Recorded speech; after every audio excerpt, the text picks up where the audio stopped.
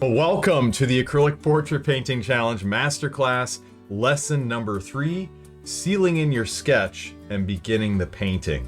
I hope you're doing well, and in our last lesson we left off with a beautiful completed sketch, and I have seen many sketches in our Facebook group, and high fives to you. They're looking fantastic. Keep up the great work. I mean, we've got tons of detail, we've got accurate proportions going on, even with a really challenging subject where we've got, you know, the horse and the rider, and that's not easy if you've never painted horses before. I haven't painted a whole lot of horses, but you know, I've seen in our group tons of detail in the sketch and accurate anatomy, great composition, really nice textural markings with the colored pencil. So again, high fives to you for that. I'm proud of you. Keep up the great work. And when you have a really rock solid sketch, it's going to catapult you into the painting process with a great deal of confidence. Now, with this particular lesson, what we want to do is seal in the sketch, and there's a little bit of preparation we have to do even before we can seal it in. That way we're not going to have that colored pencil bleeding into the painting, and we can dive right into the painting process with a great deal of confidence. And by the end of this lesson, we should be able to do at least one layer on the painting just to get the beginning colors and values kind of locked in and create a foundation for the rest of the painting to be created upon. All right, well, if you haven't joined the Portrait Painting Challenge here, this Winter Acrylic Portrait Painting Challenge, I invite you to do so. It's not too late because I have these lessons up and I'm not taking them down anytime soon.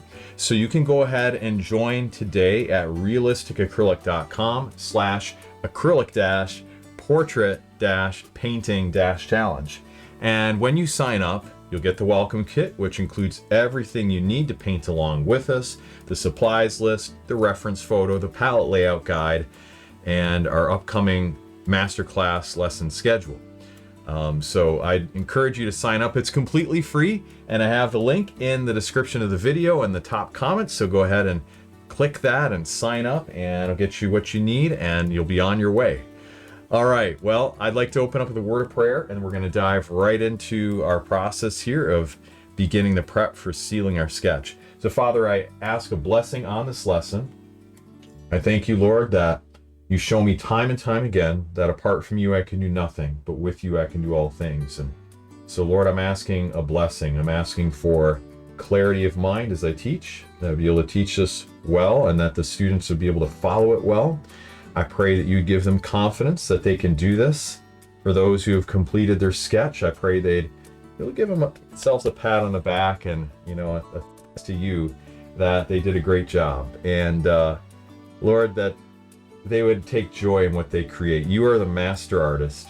And Lord, we thank you that all of the skills that we have as artists originally come from you. And so we know that if you put a desire in us to paint and create and beautify the world around us, encourage the people that are in our nexus of influence, that, Lord, you'll make a way for us to do that. And I pray that you'd help me to be able to teach and for the students to be able to learn and enjoy the process. In Jesus' name, amen. All right, so let's go ahead and dive in. What we want to do is take some titanium white. So this is step number 1. Step number 1, we're going to white out the grid, and I'll just give you the rest of the steps just so you know. Step number 2, we're going to spray seal the canvas. Step number 3, we're going to brush seal the canvas, and then step number 4, we'll put on layer number 1. So it's a 4-step process today. Try to keep it in 3, but I couldn't quite do it. That 4th step wanted to step in there and get in on the action. That's okay though. But step number 1, we're going to be whiting out the grid lines. And the reason we want to white out the grid lines is because if we go right into sealing the sketch, it's going to be, you might have a little bit of the colored pencil smear slightly, and then when you try to white out the grids, it's not going to match your gesso. So you'll need titanium white for this. Go ahead and put titanium white into one of these little disposable mini cups, condiment containers, or anything you have that would be like that small kind of cup. And then you want to have 3 brushes, kind of a medium-sized flat, a small flat, and a small round. and that's going to look something like this. So maybe about a 1/2 inch, 3/4 flat, 5/8 flat, and then you could have either a flat or filbert, a 3/8, and then a small round, and this would be size 2, something like that, and that should work well. So let's go ahead and begin with a larger flat, and what we want to do is just dip that into our container here of titanium white and just get a little bit on the edge of the brush. And you do want to use titanium white, not gesso. Start with the largest areas, work your way into the detail. And again, we want to use titanium white paint because gesso is way more transparent. You're going to see through it, so this is going to work better. So you can just take the paint, kind of apply it out,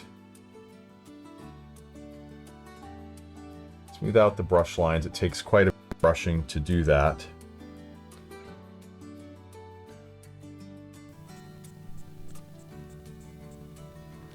I'm going to apply now with a smaller brush. We're going to be using our smaller flat brush, 5/8 inch, and just going over some of these smaller areas. And you don't have to get every grid line covered, but I am going over the top, covering all of the grid lines in the sky.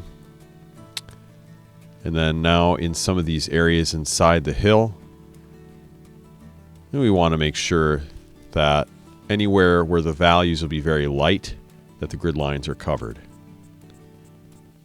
We're going into now the area on the ground, covering that.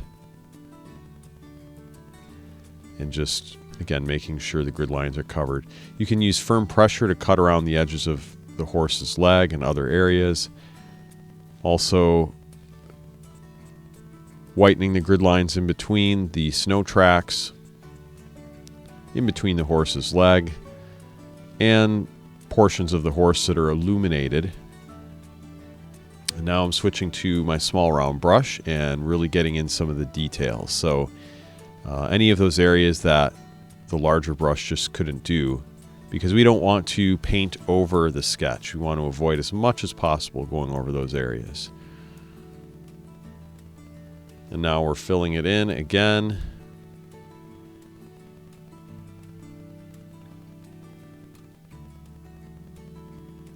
And just making sure that as much as possible the grid lines are covered.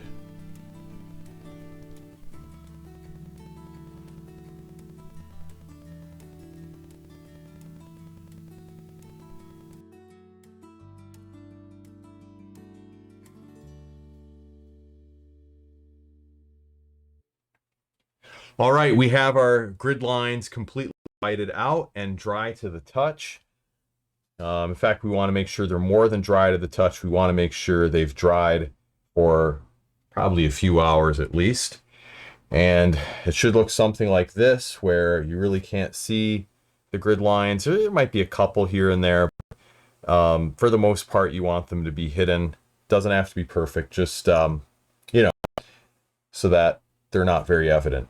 Okay, in this step here, which is going to be step number 2, we're going to spray seal the canvas. So before we can seal in the sketch with matte medium, which will keep it from being disturbed by the paint layer as we start painting, we need to spray seal it.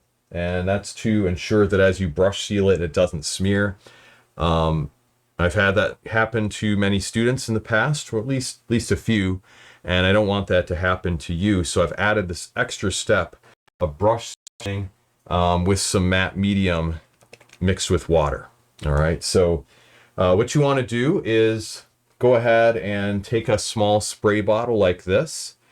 I don't know if you can see that. I'll just kind of hold it up to you. Small spray bottle, and go ahead and put in about a 50-50 mixture of matte medium and water, and shake it up really well. You might find it helpful to put on a, so you know how much matte medium and how much water you have, so you can get an equal mixture. So I'll start by putting in,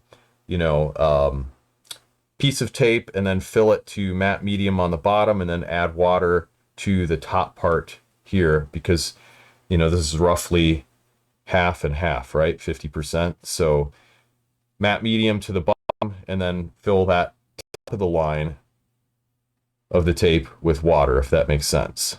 All right. And then just give it a good shake. Make sure it's all mixed nice and evenly.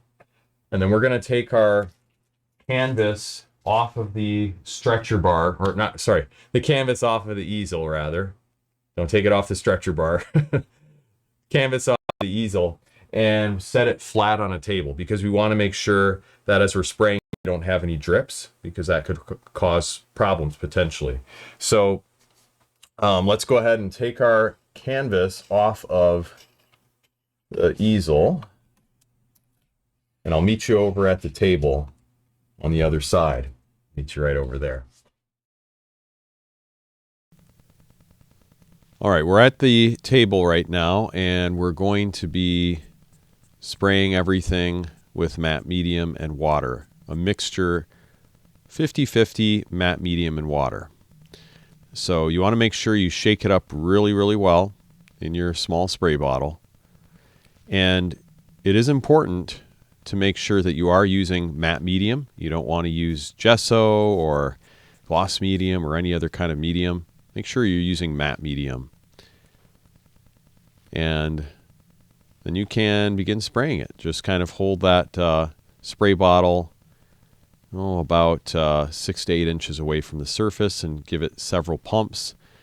It's going to be a little harder to spray than just spraying water because you're going to get large droplets coming out, and it might gunk up your sprayer a little bit, so you'll have to clean it afterwards to get the residue of matte medium out.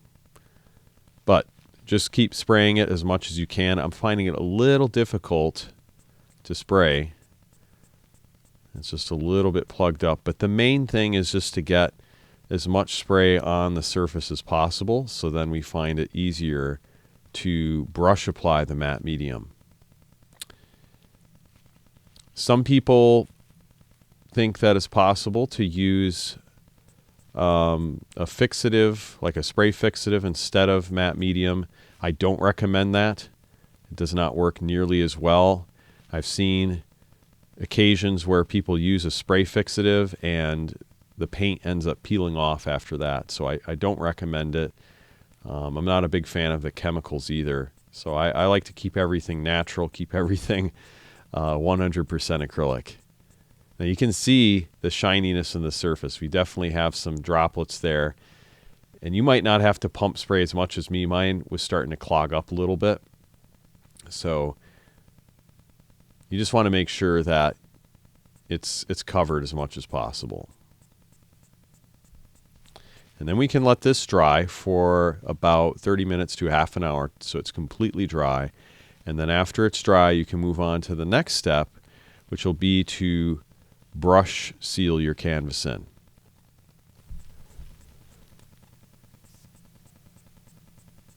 Now, we have the surface completely dry. Again, you want to wait half an hour to about 2 hours, depending on your environment. Make sure it's dry to the touch, no shininess. And then you're going to take your 1-inch brush, 1-inch flat brush, and little condiment container, fill it with matte medium to about halfway full. And then you can start applying the matte medium on the side that's farthest away from you. You could use a larger brush, but I'm going to demonstrate using the 1-inch brush. So dip it in, get a nice amount on the tip. And then starting with the edge that's farthest away from you, you're going to want to brush in long strokes in the orientation of the canvas. So you want to make sure that it's going, up and down, vertical, or side to side, depending on what angle you're standing at, but with the direction of the canvas. All right, so start about 1/3 of the way in. You're going to brush back and then brush down can flip your brush over and then get the rest of it all the way down. Okay, and then you want to finish up with 1 or 2 long strokes. Now this is not as important as when you're varnishing, where you really have to make sure you don't overbrush it, but you do want to try to smooth out those streaks as much as possible. You can go back into the previous layer a little bit, but try to keep a wet edge, and you don't want to go back into the matte medium after it's begun to set up.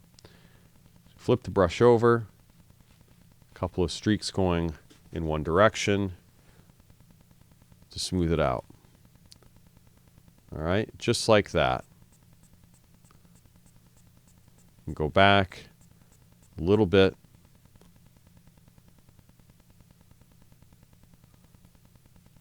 And we'll go ahead and dip our brush in again, getting a large amount of matte medium on the brush. And it's that large amount of matte medium that really keeps your bristles from disturbing the colored pencil pigment. If you don't use enough matte medium, it's probably going to end up smearing a little bit, even with the spray sealing. So make sure you have a lot of matte medium on your brush, and then you can always wipe off any excess if you need to, with a paper towel or a cloth. But it's just better to use more matte medium than less. Just finish up the last few strokes here. And that will just about do it. We can go back into it a bit, but we don't want to overbrush it. All right. And there we go. That's what it looks like after you have the brush matte medium applied. Let it dry for a couple of hours. Make sure it's completely dry, and then you can take it over to your easel, and we'll resume. We'll go on to step number 4. All right, time for step number 4, where we begin the painting process. We have the canvas back up on the easel, and we sealed it with matte medium, both with a spray seal and by the brush. So it should be completely dry. And make sure that it is in fact dry. Touch it, and if it's cold to the touch, let it dry further. But verifying that everything's completely dry, now you can go ahead and start painting. There is a little bit of preparatory work before we just start, adding color to the canvas. There's something that I call doing a muting or a toning layer that I like to apply just to kind of give the painting a certain degree of color, and then also to kind of mute down the sketch a little bit, because we don't want the sketch to be overpowering where it's difficult to cover with paint. So what I'd like you to do is take 2 condiment containers, and we're just going to mix a muting or toning layer. So I have them right here, and we're going to start by taking a little bit of titanium white. You can use a spoon or the heel end of a brush or anything where you can just put in a little bit. And I would say just a little dab like that to start with would be good. I'll add just a little bit more. So just a little dollop in there like that. You can see it's not much at all. Okay, you can go ahead and wipe off your brush, and then let's add a little bit of ultramarine blue.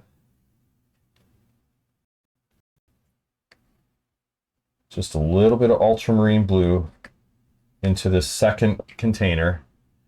And it's hard to get just a small amount. And then a little bit of phthalo blue. And try to get the smallest amount that you possibly can squeeze out. Okay, so a little bit of each. And then what you want to do is either take the heel end of your spoon or a brush or anything else that you have that could work for this, whether it's like a stir stick or something, and just kind of take a little bit of each of these colors and then stir them together. You probably want a little more ultramarine blue than phthalo blue in the mixture. Just a little bit. Okay, and then you can take that and then just kind of dab it in the bottom of this other container, right? Because a little bit of that color is going to go a long way, and we don't want to overdo it. So we're going to swipe off the edge of that spoon, and then I'm going to take the heel end of a brush, or you could just use this spoon as well. Just kind of stir them together. And that'll kind of give you an idea of, you know, how much blue you have in there and what the color temperature is going to be. We'll just stir that in like that. Trying to get everything really, really blended well in the bottom. Should be kind of a nice robin egg blue. And using this color because if you look at our reference photo, we have a lot of blue in there. There's, you know, a bluish tint with the snow, and then the shadows on the horse. And then also in the sky and even in the hills, there's a lot of blue. And that seems to be the predominant color. So I want to tone it with that color, just to make things easier as we paint. So again, back to our mixture. Just stir that really, really nicely. And then we're going to add some matte medium on top of this. And you can fill that to maybe about a third of the way full. You can see that. That's maybe a quarter to a third of the way full. But I think if I were holding it upright here, you could see it's more like a third of the way full. And then we want to use that bottom here of our spoon or heel of the brush or whatever you're going to stir with. Make sure it's nice and clean, and then stir this mixture together. Stir it really, really well. Trying to get everything evenly distributed, all the paint and the matte medium together. Okay, and then we'll want to test our mixture. You can take a small brush of some sort, and we're just going to test it and make sure that it's the right opacity. We want this to be very translucent. We want it to be like 90% matte medium, 5 to 10% paint. So want to make it very translucent. I know somebody's probably going to ask, could I use gesso instead of titanium white? Could, but the ratio will be different because titanium white is more transparent by nature, so you'd have to put more of that into your mixture. So I just recommend you use titanium white so you really can see, you know, how translucent it is based on what I'm demonstrating. Okay, so you can go ahead and just apply this on top of anything, you know, that has text on it, and you'll be able to get a sense of how opaque it is as it goes over that text. We can see that it is obscuring the text a little bit, but not that much. This is just a scrap card with some writing on it that I had. So you could, you can see like what kind of color you're getting out of that. It's going to affect it just a little bit. And to be on the safe side, it's probably better to go with more transparent and then to do a couple of layers than to go too opaque and obliterate your sketch. Try this out here. And we're going to start on the left-hand side and just kind of work our way over to the right, just like we do when we seal in our sketch or anything else. So you're going to start, you know, with vertical strokes and just work your way from left to right, top down. Just take your 1-inch flat brush and just kind of work your way across the image.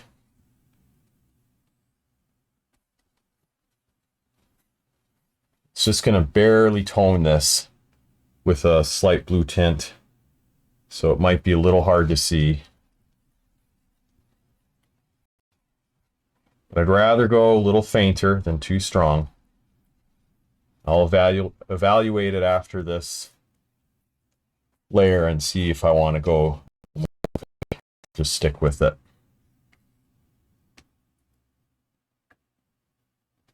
Okay, and just work our way left to right.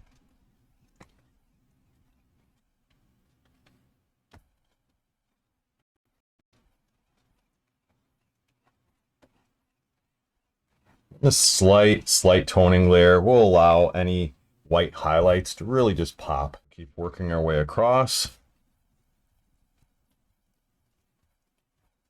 You might want to create just a little bit more mixture so you don't run out. Possibly fill it closer to the halfway mark. I'm just about running out here on my container, but it looks like I'll be able to make it all the way across.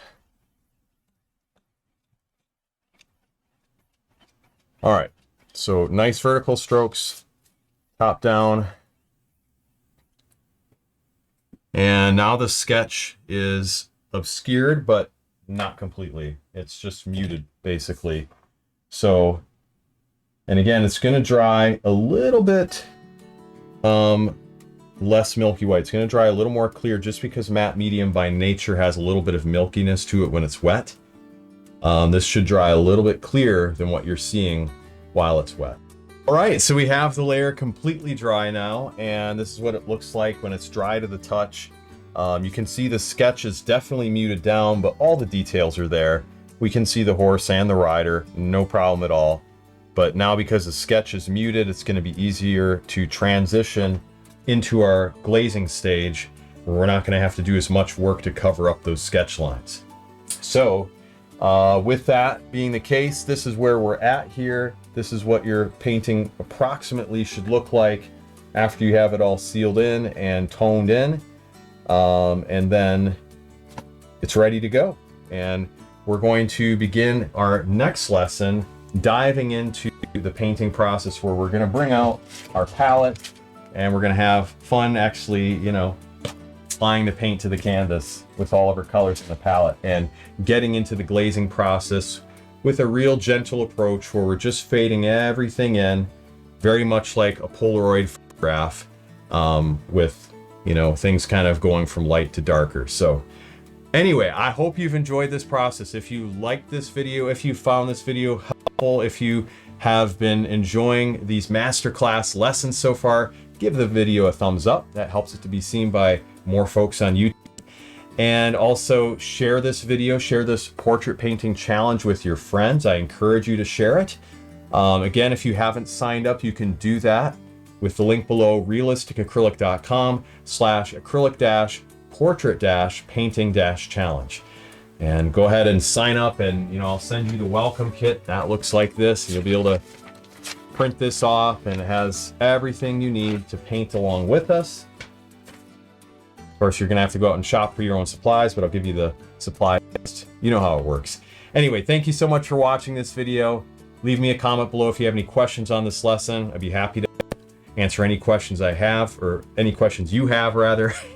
And thank you so much for watching this. I look forward to seeing you in the next lesson. You're doing a great job. God bless you, and we'll talk to you soon. Take care.